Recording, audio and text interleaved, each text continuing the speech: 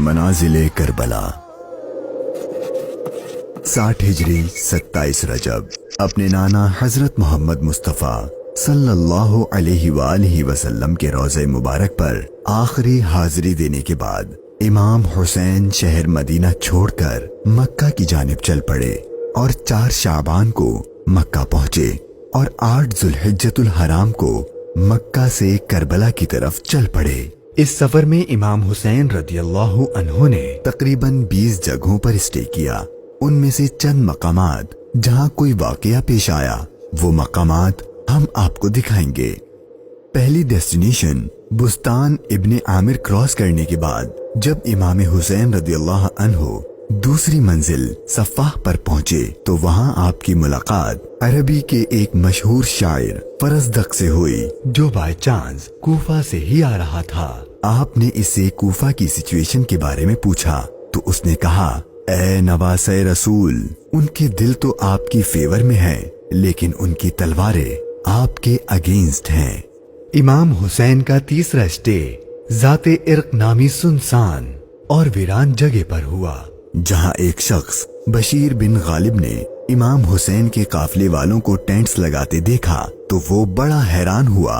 फिर उसने आकर इमाम हुसैन से मुलाकात की तो दौरान गुफ्तगू इमाम हुसैन ने उसे अपने सफर का मकसद बताया और साथ अपनी शहादत की खबर भी दी। इमाम हुसैन का चौथा स्टे हाजिज था।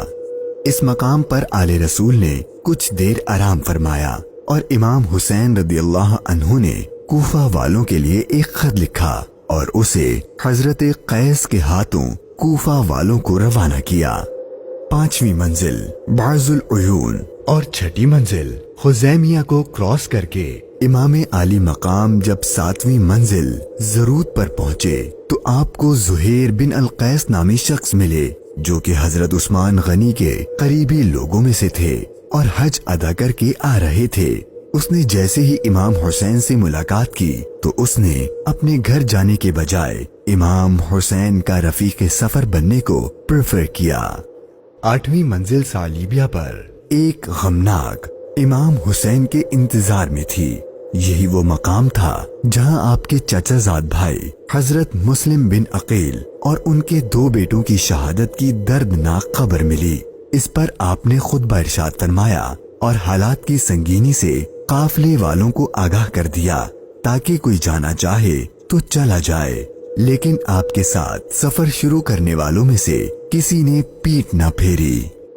मुश्किलात में इजाफा और जर्नी डिफिकल्ट होती जा रही थी क्योंकि इब्ने जियाद गवर्नर कूफा को इमाम हुसैन के आने की खबर मिल गई थी और उसने अपने बहादुर और माहिर कमांडर हुर को 1000 का लश्कर देकर इमाम हुसैन को गिरफ्तार करने भेज दिया। इमाम हुसैन जुहाला, बतने उकबा और शराफ से गुजरने के बाद जब 12वीं मंजिल सुरात पहुंचे तो आपका सामना हुर और उसके 1000 के लश्कर से हुआ। इस रेगिस्तानी इलाके में हुर और उसके लश्कर वालों का प्यास से बुरा हाल हो चुका था और उनके पास पानी भी नहीं था तो इमाम हुसैन ने उनको अपने हाथ से पानी पिलाया।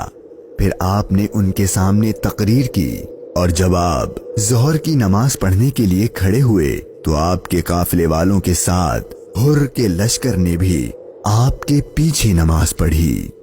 13वीं मंजिल कादसिया, ये है टर्निंग पॉइंट। इमाम हुसैन रदियल्लाहु अन्हु को जाना तो कूफा था लेकिन आपने रास्ता तब्दील कर दिया और आप करबला की तरफ चलना शुरू हो गए। इमाम हुसैन अपनी मंजिल शहादत की तरफ सफर करते हुए मुगीसा, उज़ीबुल हिजानात, बैदा और जू हुसम के बाद जब 18वीं मंजिल कसरे बनी मुकातिल पर पहुंचे तो शाम हो चुकी थी। आपने रात यहीं गुजारी और सुबह जब इमाम हुसैन यहाँ से रवाना हुए तो आपकी जबान पर इन्ना लिल्लाही व इन्ना इलैहि राजिऊन के कलिमात जारी थे। आपके बेटे अली अकबर ने आपसे ये कलिमात पढ़ने की वजह पूछी तो आपने फरमाया कि बेटा, मैंने अभी ख्वाब देखा है और उसमें हमें शहादत की खबर दी गई है। तो आपके शहजादे ने पूछा कि ऐ बाबा जान, کیا ہم حق پر نہیں ہیں؟ تو امام حسین نے فرمایا کیوں نہیں؟